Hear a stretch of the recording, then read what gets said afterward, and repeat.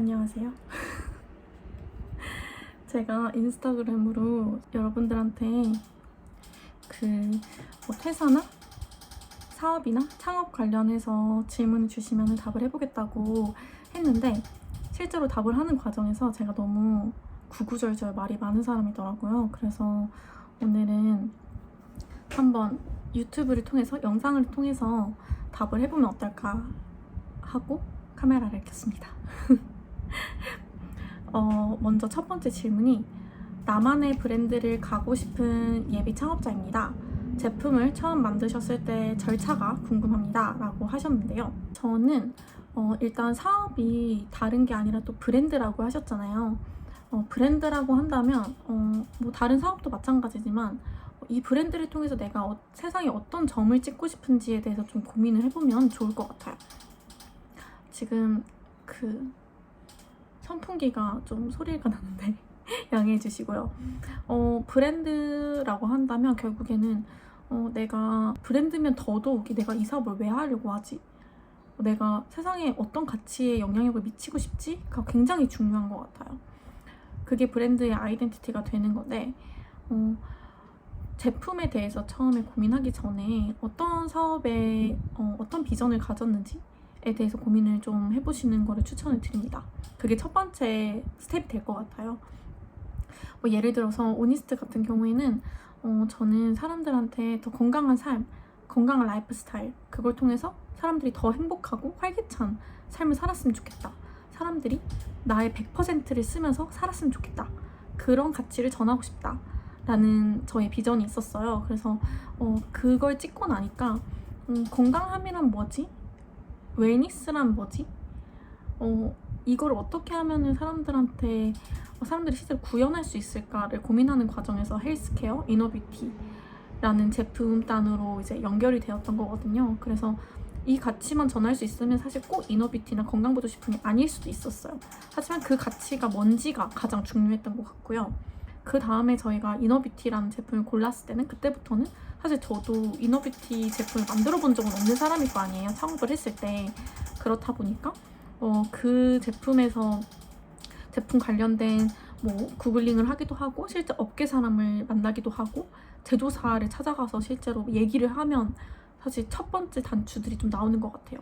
그래서 제품 개발 절차는 사실 카테고리별로 좀 다를 수는 있을 것 같은데 결국에는 뭐 시장 조사하고 고객 조사하고 제품에서의 문제점을 찾고 거기서 어떤 해결을 해야 되는지를 만나고 그다음에 뭐 제조사를 통해서 생산을 하고 그 다음에 결국에는 제품이 나오고 뭐 그런 것들이 있겠죠. 뭐 중간에 디자인도 하고 뭐 그런데 그 안에서 어떤 차별화를 줄 것인가는 사실 아직은 이게 어떤 브랜드를 원하는지 그 방향성을 모르면 가지기가 어려울 것 같아요. 그래서 그걸 먼저 하기를 추천을 드립니다.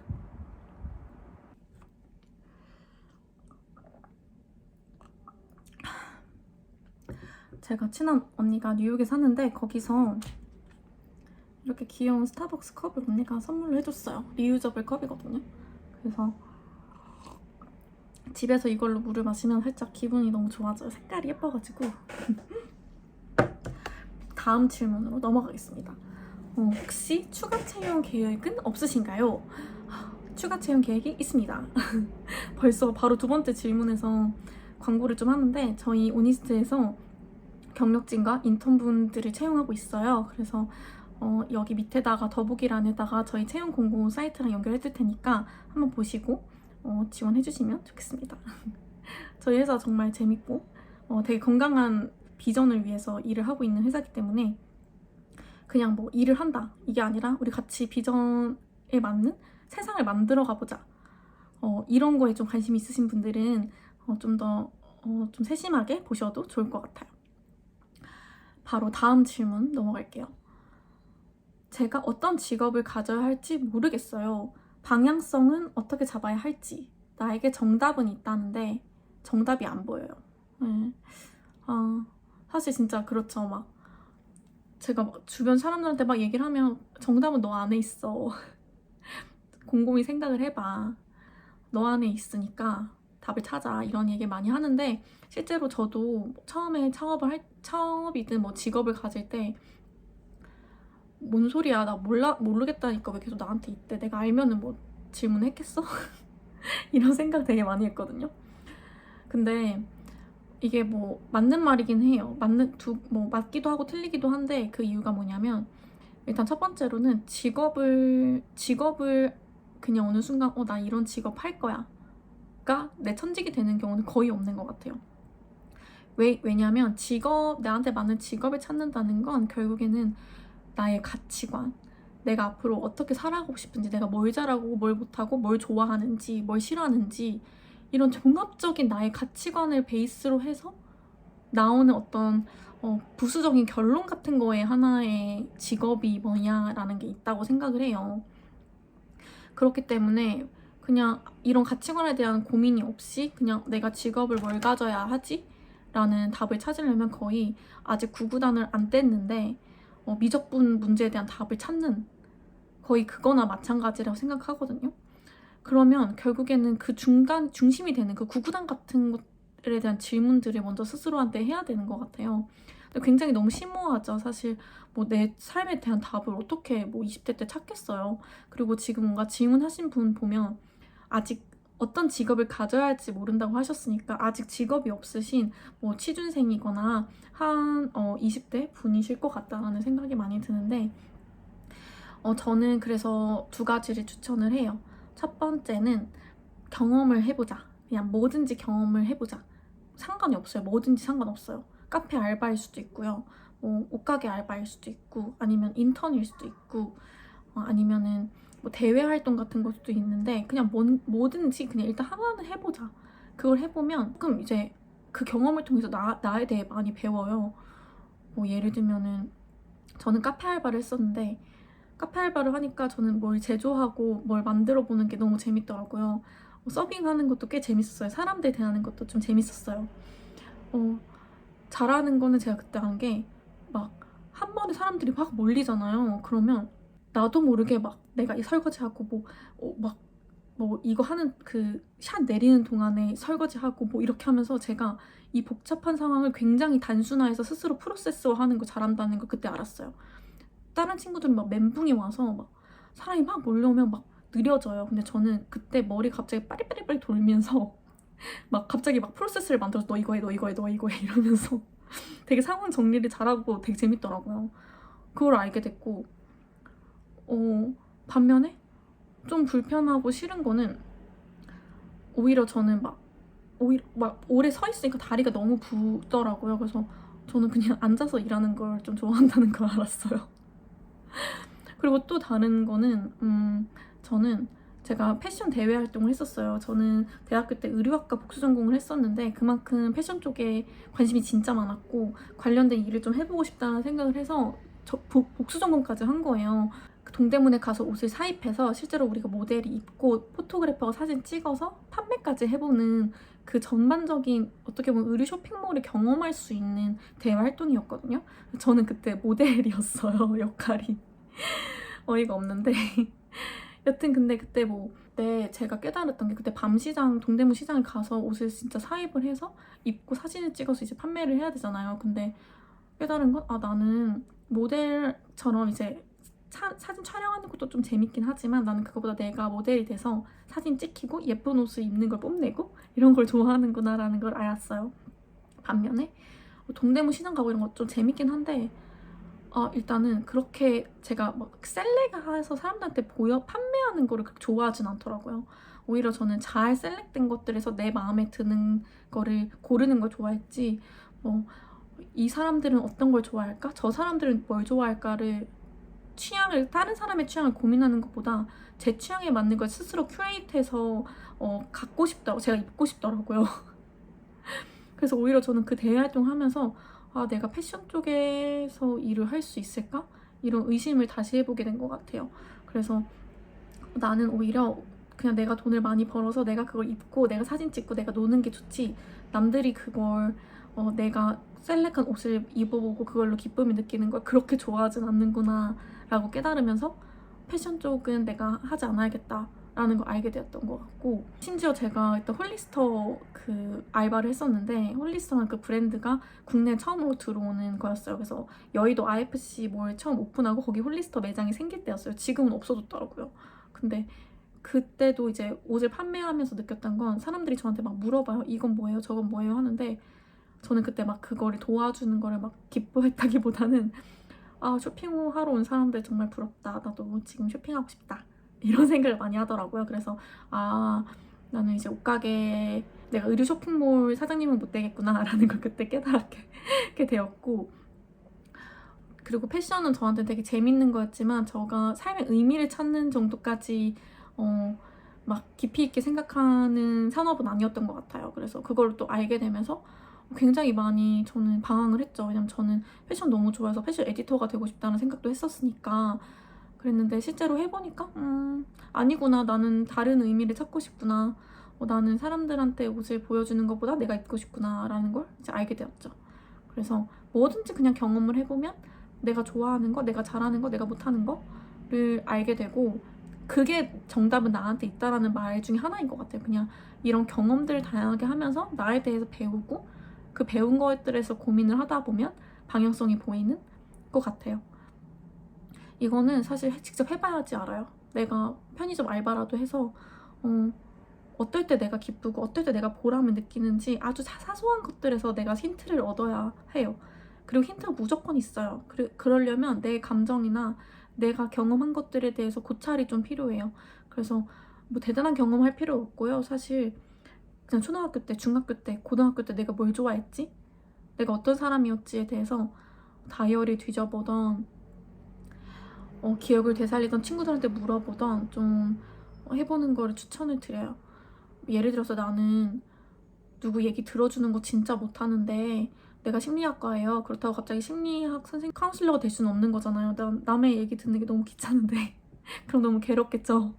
그렇기 때문에 일단 내가 뭘 좋아하고 잘하는지 알고, 그 다음에 어떤 직업들이 있지를 한번 조금씩 그냥 되게 단순하게 인턴이든 알바로도 경험해보고, 그거의 특성들을 좀 모아가지고 직업으로 삼는 게 가장 행복하다고 생각이 들어요. 그런 그 방법도 하나가 있고, 또 지금 생각해보면은 그런 것도 있는 것 같아요.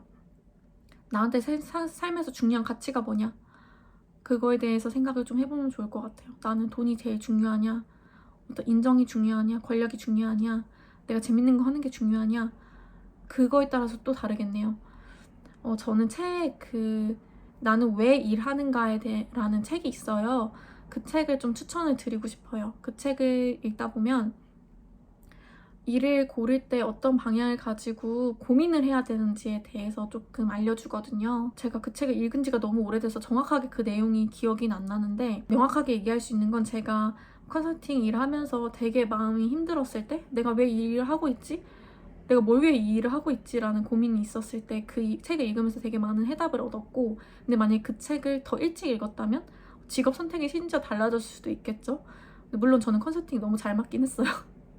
그럼에도 불구하고 하여튼 일을 가지기 전에 그 책을 읽어보시는 걸 추천합니다. 안녕하세요. 저도 혼자 일을 시작한 지 2년 차인데요. 이따금씩 몰려오는 막연한 두려움이 있어요. 내가 잘하고 있는지, 갑자기 사업이 망하진 않을지, 그런 막연한 두려움이요. 대표님도 이런 생각이 문득 들 때가 있으신가요? 그럴 땐 어떻게 떨쳐버리시는지 궁금해요. 라고 질문을 주셨는데요. 당연히 저도 그런 생각이 많이 드는 것 같아요. 저도 특히 혼자 일하면은 좀 더 외롭기도 하고, 내가 잘하고 있는지 아무도 알려주지 않고 갑자기 사업이 망할지 아무도 모르는 거니까 사실 당연히 그런 두려움이 있죠. 저는 그럴 때는 일단은 대표가 되면 칭찬받을 일이 별로 없는 것 같아요. 오히려 스스로를 자책하거나 스스로 부족하다라는 걸 깨달을 때는 많은데, 내가 잘한다는 칭찬을 받을 일이 정말 없어요. 뭐 팀원이 있다면 팀원들이 갑자기 이거 정말 잘하셨네요 이런 얘기 잘 안 하거든요. 그래서 내가 만약에 직장인이면 상사나 뭐 동료 피드백을 받잖아요. 넌 이런 걸 정말 잘해, 뭐 오늘 이런 일 정말 잘했다 칭찬을 받거나, 아니면 이건 좀 부족하니까 이것 좀 더 채워봐, 이런 피드백을 듣는데, 대표가 되면 그런 피드백을 들을 일이 없고 보통 이렇게 시장에서 주는 반응들로 멀리서 스스로를 평가하게 되는 것 같아요. 그래서 내가 잘하고 있을지는지에 대한 두려움이 생길 때 저는 일단 첫 번째로는 내가 이만큼 내가 어제를 살고 오늘 계속 사업을 영위하고 있잖아요. 사업을 포기하지 않는 것만으로도 저는 스스로한테 되게 칭찬해주고 싶거든요. 근데 칭찬 잘 못해주죠, 솔직히. 맨날 자책하고 이런 일들이 많은데 그냥 스스로한테 더 칭찬을 많이 해주려고 노력하는 것 같아요. 그냥 오늘도 사업을 영위했다. 잘했다. 지금 저희는 팀원들이 좀 있으니까 그래도 직원들 월급 주고 있어. 잘하고 있어. 그리고 가끔 저는 이제 팀원들 보면 저랑 같이 이게 피드백을 통해서 성장하는 친구들이 있잖아요. 그걸 보면 너무 기뻐요. 그래서 그때는 또 스스로한테 칭찬해 주는 것 같아요. 내가 누군가를 성장시켰다에 대한 기쁨? 잘했어.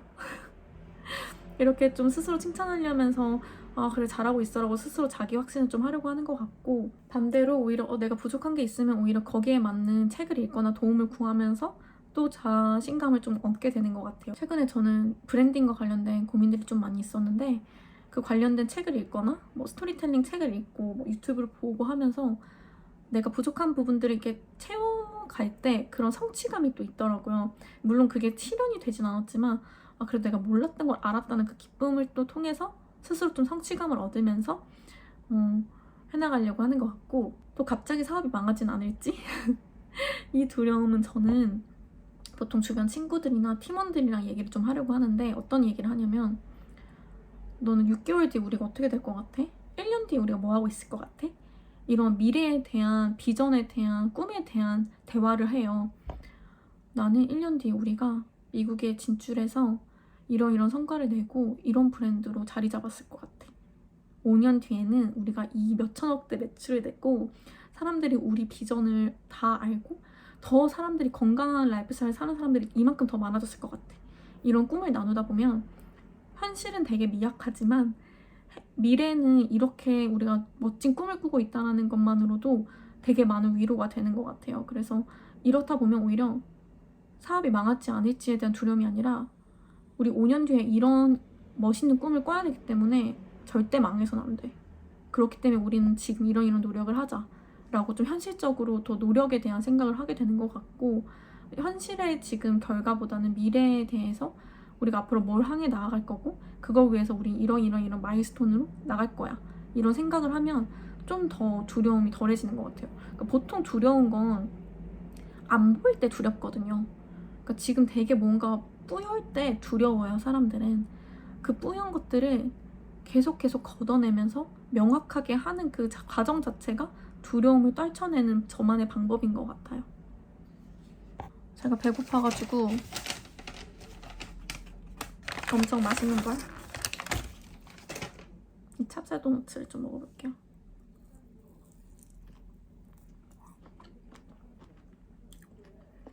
너무 맛있다. 밖에 인절미 곡물이 들어있고 안에 이런 만두콩 같은 게 있어요.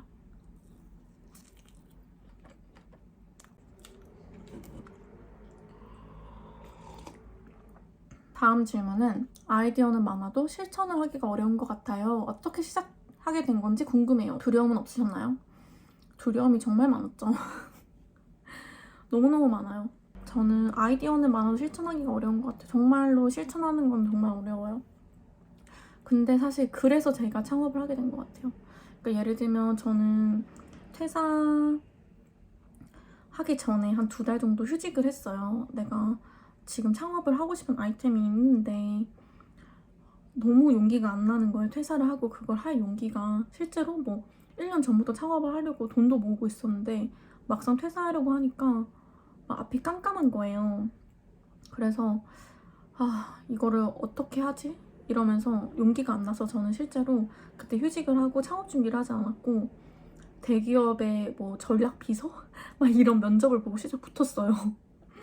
그런 거를 준비를 하고 갑자기 VC 쪽에도 관심이 있어서 VC 사람들 막 많이 소개받아서 만나고, 그 다음에 저는 스타트업 업계에는 계속 관심이 많았으니까 그냥 스타트업에 들어가는 생각도 하면서 뭐 면접도 보고 실제로 붙기도 하고 그랬어요.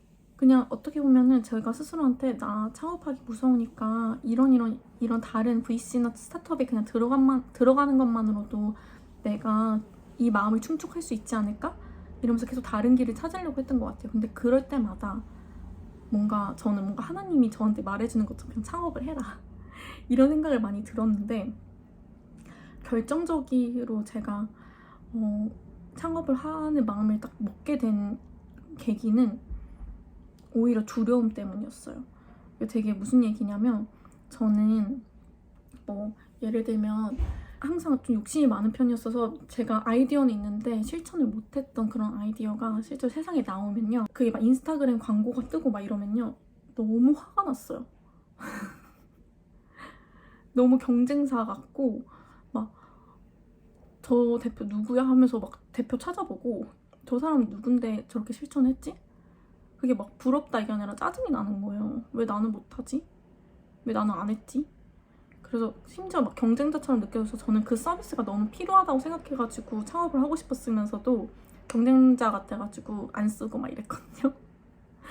제가 직전 창업을 그 맞춤형 건강기능식품 플랫폼으로 했었거든요. 그래서 그게 너무 잘 될 것 같고 하고 싶어서 제가 생각을 했는데, 내가 만약에 1년, 2년 뒤에 지금 창업을 안 하고 1년, 2년 뒤에 회사를 갔는데 누군가가 그 관련 아이템으로 창업을 해서 내가 인스타 광고로 그 서비스를 마주하면은 과연 내가 나를 용서할 수 있을까? 라는 생각을 했어요. 근데 용서가 안 되겠는 거예요. 내가 나한테 너무 화가 나서 내가 지금 이 퇴사를 하고 창업을 할 수 있는 기회가 있었는데 내가 그 기회를 잡지 않은 거에 대해서 내가 너무너무 후회하고 내 스스로를 용서하지 못할 것 같다는 두려움 때문에 저는 결국 창업을 하게 된 거예요. 마지막에 어떤 스타트업에도 들어갈 뻔하고 거기에 거의 사인하기 직전이었어요. 근데 그때도 제가 나는 계속 투잡으로 이 일을 하고 싶을 것 같고, 실제로 그때 투잡으로 같이 하기로 한 팀원들도 좀 이제 얘기를 하고 있는 사람들이 있었거든요. 그러니까 내가 계속 이 생각을 떨쳐버리지 못하겠어서, 내가 만약에 지금 이 순간에 용기가 없어서 이걸 안 하면 나는 스스로를 너무 괴롭힐 것 같다라는 생각이 많이 들었고, 그래서 그렇게 하기 싫어서 나 자신을 사랑하려고 창업하게 됐어요. 되게 신기한 게 창업 관련해서 자금이나 투자 관련된 질문들이 좀 있네요. 예를 들면 창업에 관한 기본 자금은 모으신 돈으로 하신 건지 투자 받으신 건지 궁금해요. 아니면 첫 창업 자금 보통 스타트업이면 투자 받던데 투자는 어떻게 받으셨나요? 창업하실 때 시드 모으고 시작하셨나요? 이런 질문들이 있는데, 저는 지금까지 아직은 투자를 받지 않았어요. 저는 제 시드머니로 시작을 했고 엄청 큰 돈은 아니었어요, 사실. 제가 창업을 하고 싶다는 마음을 먹고 한 퇴사하기 1년 전부터 돈을 모으기 시작했거든요. 그래서 전체 제 월급의 거의 반을 모았고 연봉의 거의 반을 모아서 나왔어요. 그래서 꽤 그래도 적지 않은 돈이긴 한데 그렇게 큰 돈도 아니었죠. 억대는 아니었으니까, 몇 천만 원이었으니까. 그렇게 해서 창업을 시작을 했어요. 그래서 아직까지 투자를 받지는 않았습니다.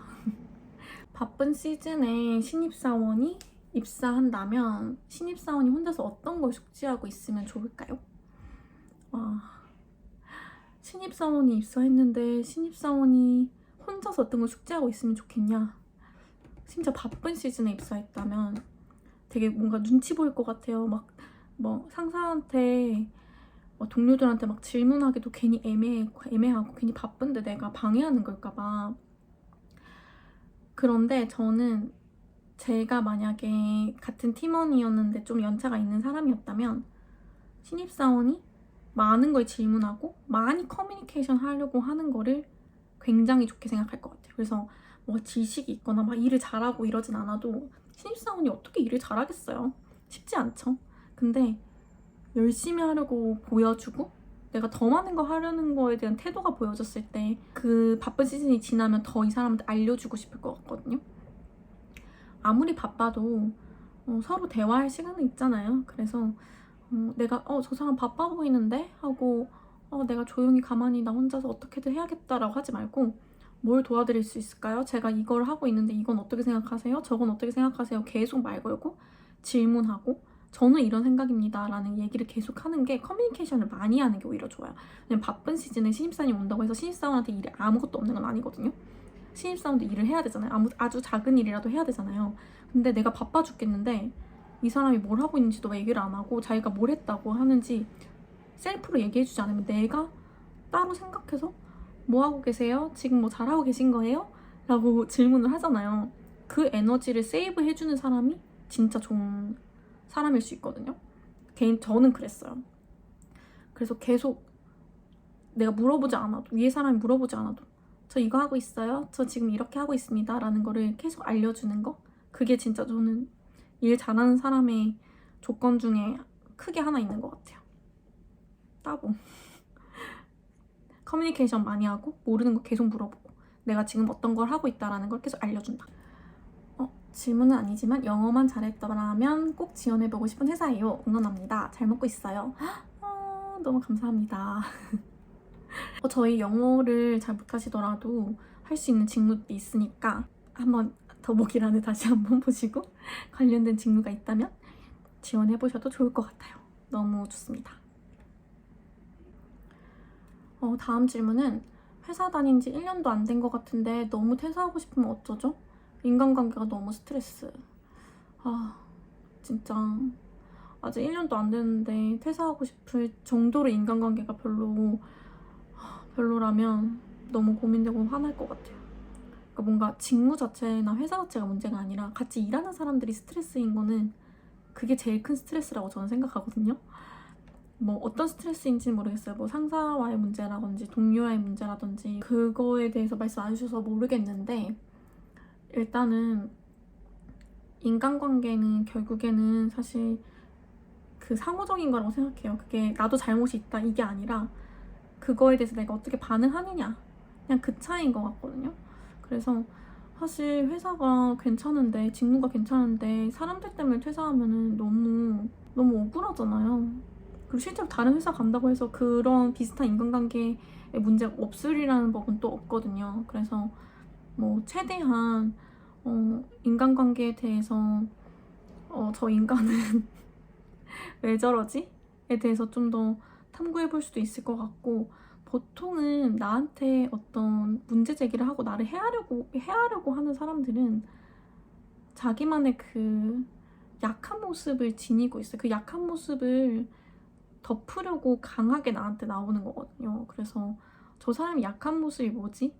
를 오히려 보려고 하고 좀 제3자화해서 이제 보려고 하는 편인 것 같아요. 근데 그럼에도 불구하고 너무 힘들면 저는 뭐 1년 미만 퇴사가 그렇게 나쁘다고 생각하는 편은 아니어가지고 괜히 안 좋은 영향을 많이 받는 건 좋은 건 아닌 것 같아요. 특히 첫 직장에서 안 좋은 상사와 안 좋은 동료들을 마주하고 그거에 익숙해지면 나도 그렇게 좀 변해요. 어쩔 수 없이. 그래서 만약에 그게 너무 스트레스면 저는 퇴사도 좋은 방법이라고 생각합니다.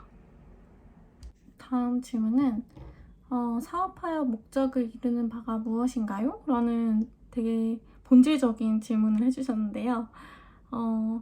저는 사업을 하는 이유가 굉장히 다양해요. 근데 그 중에서는 가장 첫 번째 이유를 뽑자면 결국에는 내가 믿는 가치관을 실행에 옮긴다는 측면인 것 같아요. 그래서 사실 이렇게 저는 원래 일을 할 때도 내 가치관과 맞는 회사에서 일을 하고 싶었거든요. 그러니까 나는 일이 내 인생에 너무 중요하다고 생각하는 이유는 제가 그 시간 동안 제가 인간으로서의 그런 가치를 사회적으로 기여할 수 있다라는 생각을 많이 했어요. 그래서 뭐 예전에 제가 대학교 때는 저는 레드불 본사에서 일하는 게 꿈이었거든요. 그때 왜 그랬냐면 레드불의 비전이 사람들은 날개를 달아준다는 거잖아요. 저는 똑같이 음료를 파는 회사지만 뭐 핫식스랑 레드불이 다른 건 그 비전이라고 생각을 해요. 그래서 그냥 뭐 자양강장, 뭐 타우린, 뭐 카페인 들어있는 음료가 아니라 제가 그 당시 생각했을 때 레드불은 사람들한테 이 음료를 통해서 사람들한테 날개를 달아주고 더 활기차게 자기가 원하는 걸 할 수 있게 해주는 가치관을 가진 회사였거든요. 저는 그 비전이 저의 비전과 너무 잘 맞아서 본사 입사하고 싶었어요. 근데 이제 뭐 현실적인 이유들로 뭐 스위스에서 제가 일을 할 수는 없었고 불어도 그렇게 못했기 때문에 결국에는 못했는데, 그러면서 계속 저는 저와 맞는 비전의 가치관을 가진 회사를 다니고 싶었어요. 근데 계속 찾다 보니까 없더라고요. 그래서 그냥 제가 만들게 된 케이스이고, 그래서 결국에 저한테 되게 중요한 가치관이 저희 회사의 가치관과도 굉장히 맞닿아 있을 수밖에 없는데, 그 가치관은 결국 사람들이 더 건강하게 살고 그 좋은 건강을 통해서 더 긍정적인 에너지를 가지고 행복하게 살 수 있었으면 좋겠다라는 게 사실 제 개인적인 가치관이에요. 그래서 오니스트도 결국에는 사람들이 더 건강한 라이프 스타일 더 쉽게 살 수 있게 도와주고, 그걸로 인해서 사람들의 삶의 질이 올라가고, 그걸로 인해서 사람들이 좀 더 나의 100%를 살 수 있게 되어서 결국 그게 나다운 삶이라고 저는 생각하거든요. 그 나다운 삶이 뭐 대단한 게 아니라요. 그냥 내가 아프지 않고 내가 행복하고 내가 마음에 안정이 있고 긍정적일 때 그게 가장 그냥 나다운 모습이라고 생각을 해요. 뭐 나다운 모습을 꼭 그 정의 내릴 필요는 없잖아요. 나는 뭐 이거고 이거고. 그냥 그 상태가 나다운 거예요. 그래서 그런 삶을 계속해서 살 수 있게끔 도와주는 역할을 저도 하고 싶고 제가 회사를 통해서도 이루고 싶은 그런 궁극적인 가치인 것 같아요. 다음 질문은요. 필라테스 자격증 따신 이유 알 수 있을까요? 근데 맞아요. 제가 필라테스 자격증 관련해서 유튜브에도 올렸었는데 필라테스 자격증 딴 이유는 그냥 재밌어서 제가 필라테스 자격증 따기 전에 헬스도 되게 오래 하고 했는데, 그냥 필라테스를 하면서 좀 아쉬웠던 게 이게 어떤 원리로 내 몸이 움직이고 내 근육이 생성되는 건지 너무 궁금한 거예요.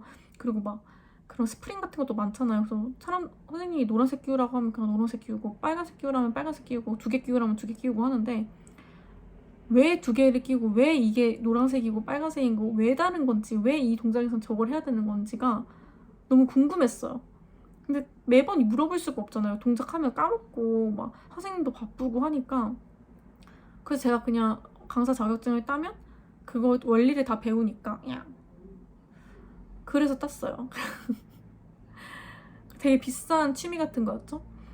근데 또 한편으로는 그 당시에는 이제 회사를 다닐 때여서 제가 이 가치관, 건강한 삶에 대한 가치관을 갖고 있다 보니까 뭐 창업을 못 할 수도 있는, 창업을 뭐 꼭 저는 대단한 뭐 진짜 퇴사하고 이런 사업이 아니어도 투잡으로도 할 수 있다고 생각했어. 그때는 필라테스 스튜디오를 차려도 좋겠다라는 생각도 조금 있었던 것 같아요. 그래서 되게 다양한 합리화를 했는데 결국엔 비싼 취미였고, 그 합리화적인 이유 중에 하나가 필라테스 스튜디오를 차릴 수도 있다. 그리고 나중에 제가 MBA 갈 생각도 그 당시에 있었어서 내가 그 국제 자격증을 따놓으면 내가 나중에 미국 가가지고 좀 방학 때 알바라도 할 수 있겠지. 이렇게 생각을 했어요. 그래서 저는 딴 걸 후회하진 않아요. 너무 재밌었기 때문에. 그리고 거기서 많은 친구들을 얻었고 같이 건강해지고 싶어하는 그런 건강에 진심인 사람들을 친구로 많이 얻게 되어서 저는 좋았습니다. 다음 질문은 직장 생활 몇 년 하시고 사업을 시작하게 되신 건가요? 라는 질문인데요.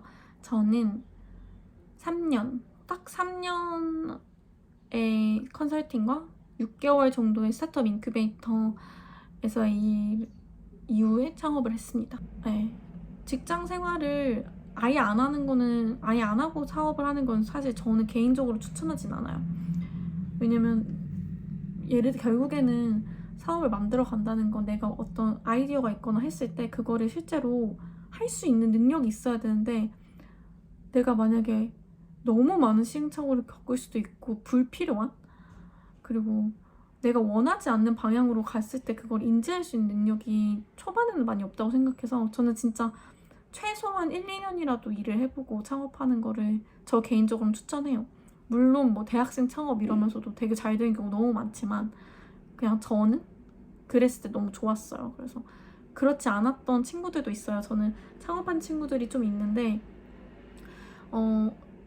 일을 해보지 않고 창업한 친구들은 잘해도 항상 뭔가 어떤 아쉬움을 갖고 있더라고요. 내가 일을 해봤으면 어땠을까? 내가 직원의 마음도 이해를 잘 못하고 이런 하드 스킬 같은 것도 다시 배워야 되고 내가 스스로 배워야 되고 이런 것들이 너무 어렵다고 그런 얘기를 들어서 저도 좀 그렇게 추천하는 것 같습니다.